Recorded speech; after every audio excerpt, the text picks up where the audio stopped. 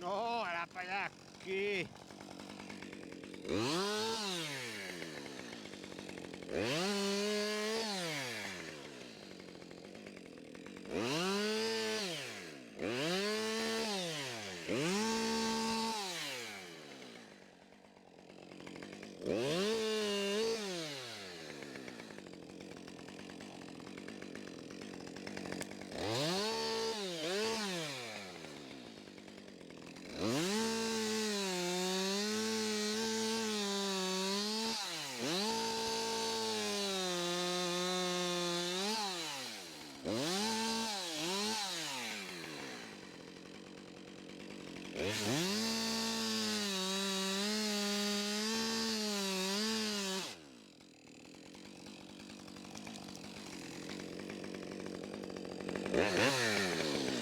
Ei mennyt ihan sinne minne piti, vaan melkein.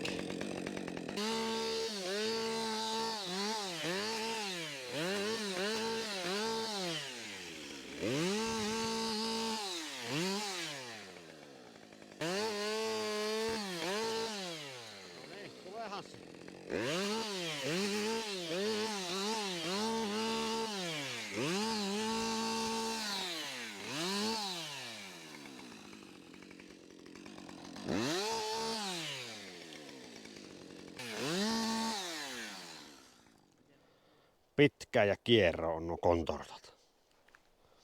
Morjesta vaan.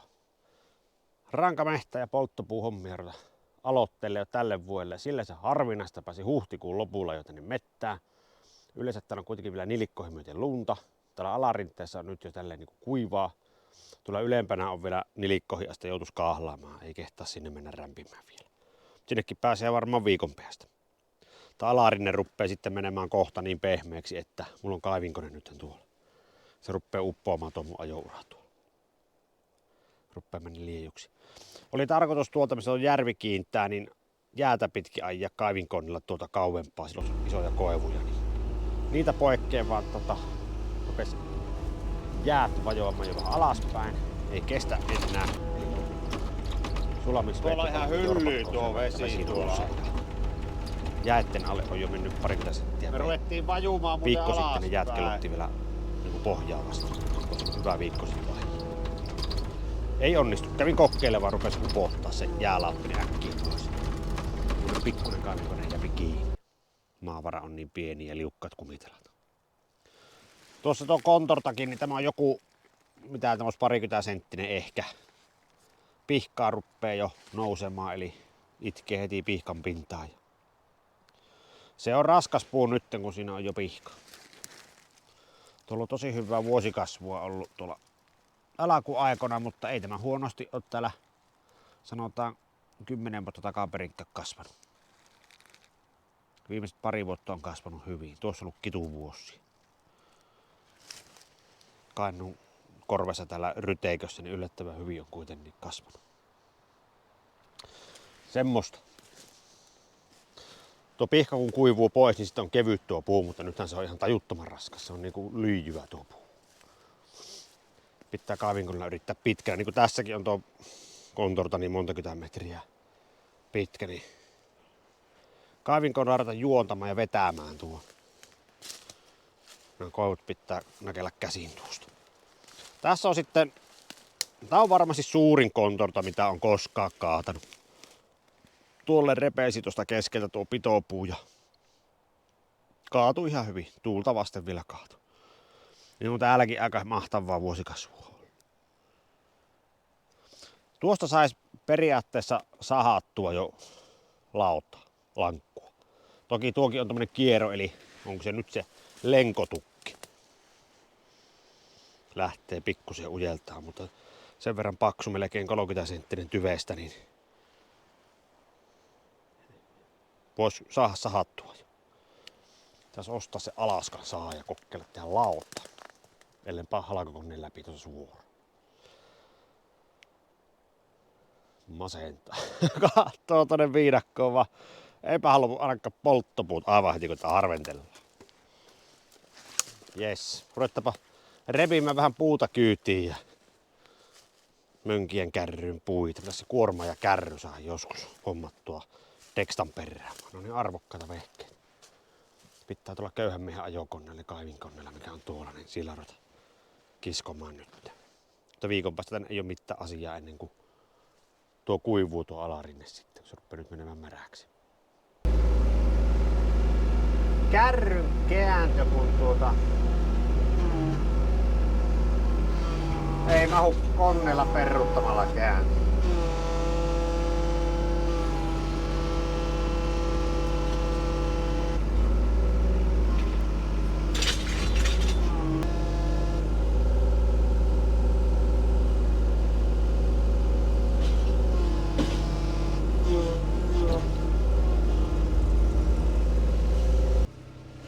On pehmeä. Melkoista lieju. Leipinkiä.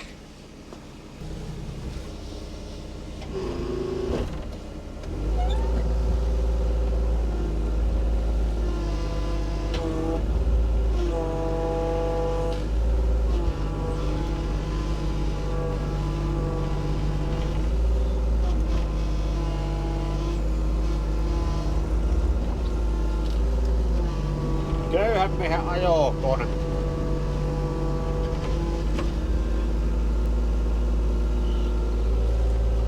Oho.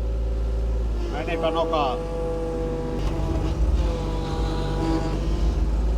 Kyllähän tää välillä tuntuu semmoista tuusaamiselta koko homma, mutta jos pääsee koneella tälleen kuormaamaan niin, ja purkamaan, niin kyllä se vähän helpottaa sitä fyysistä hommaa.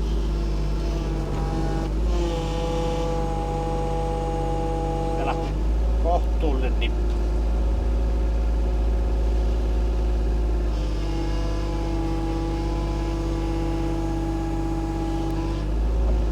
Kyllä tämä käsipeli voittaa. Uusi jäi sinne väliin. Risujakin tuli väliin.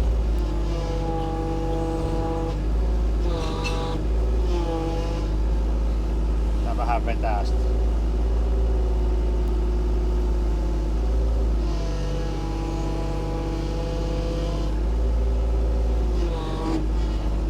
Tätäkin mitä enemmän tekee, niin tähän aina harjaantuu sitten.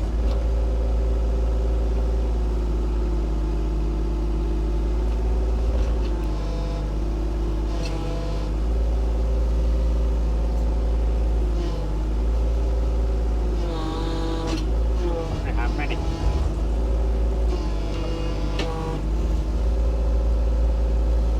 Seuraava kasa.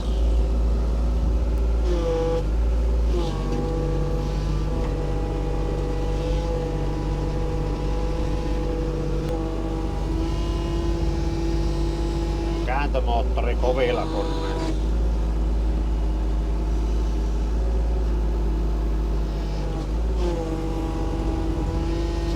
vaan tuu. Se voisi siinä oikeastaan lyhyen.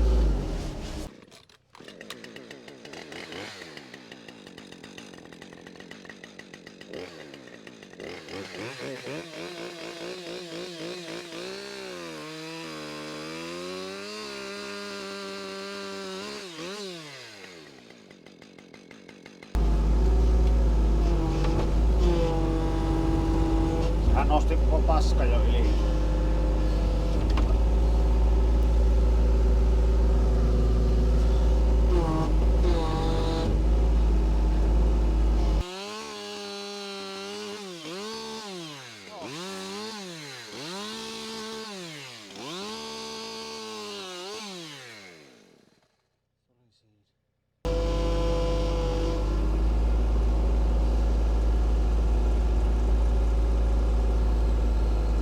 Pujotella täältä taimiessa.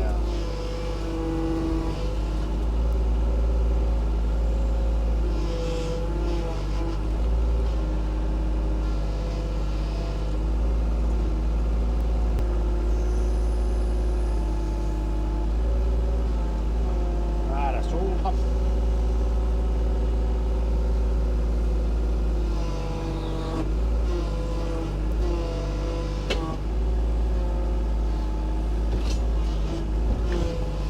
Asettu sinne.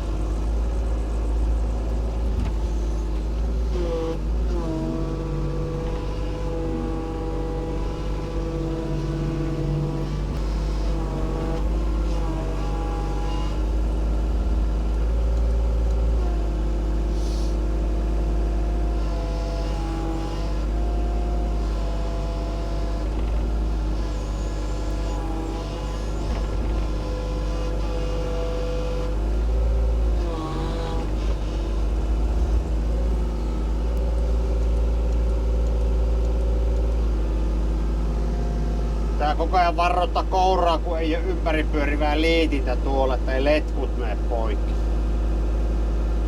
Se kestää 1,5 kiekkaa pyöräyttää ympäri, mutta sitten pitää muistaa, mihin suuntaan.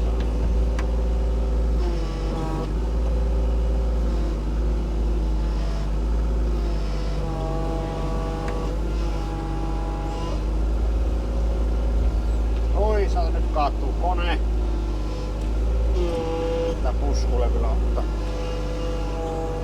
Se on sen verran painavaa tuo kontolta.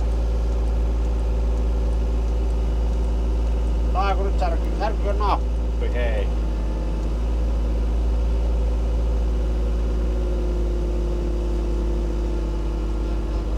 Mutta on yksi nappi vähän huonossa joystickissa. On mahtava keli. Välillä tuulee kovasti ja kylmästi, mutta sitten kun tuuli rauhoittuu, niin oikein aurinko porottaa ja on oikein hyvä mehtäkeli.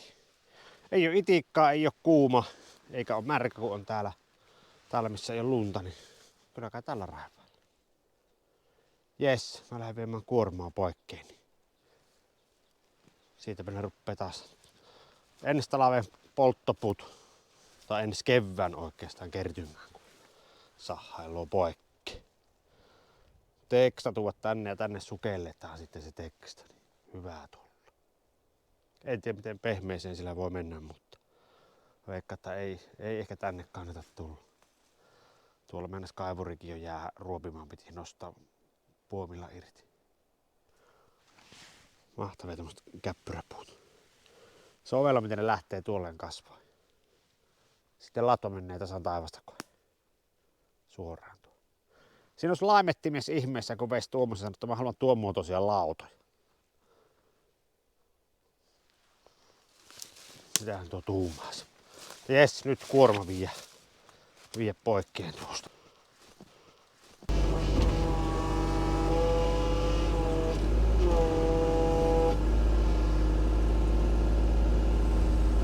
Paska tuli vähän liian kauas tämä.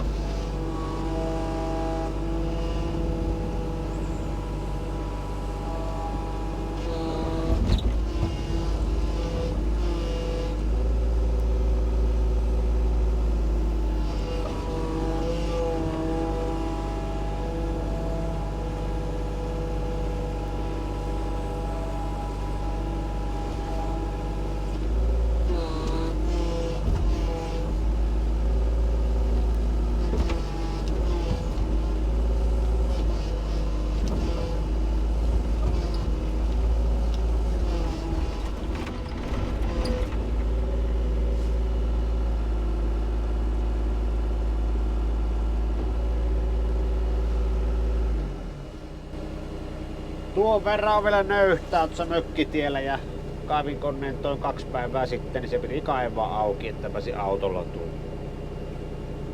Siinä on joku 30 senttiä, 40 senttiä pahimmillaan. Kuitenkin kevät on aikaisessa, että ei ole ikään päässyt rankamehtään huhtikuun puolella. Meilläkin on tää mökkipaikka ollut jo 14 vuotta.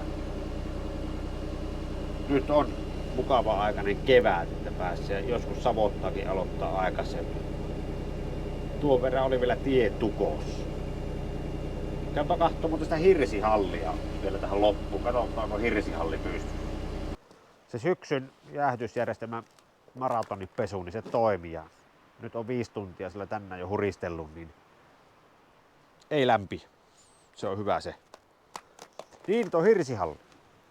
Siinä se tököttää pystyssä ja ei ole romahtanut, ei ole taipunut, ei ole kallistunut. Hirret on ottanut aika mukavastikin väriä tuossa syksy- ja talven aikaan. Tosi paljon harmaammaksi. Ovet on paljon kirkkaa. Ja se oli tarkoituskin. En mä sitä käsittele millään, koska tuossa vieressäkin on tuo halkoliiteri. Onko tuo 70-vuotias vai 80-vuotias tuo vai onko vanhempi tuo lato, niin saa tulla samaan väriin. Tosiaan kun kalikoin nuo ylimmät hirret tuohon kattolankkujen alle, niin nuokaan ei ole lähtenyt taipumaan. Semmoista luonnollista vänksöttämistähän siinä on aina vaan. Tosi hyvin on pysynyt kattokin tuolla muodossa. Ja sitten kun talvella mitä tuli käyttyä, niin tuo sepeli pysyy paljaana.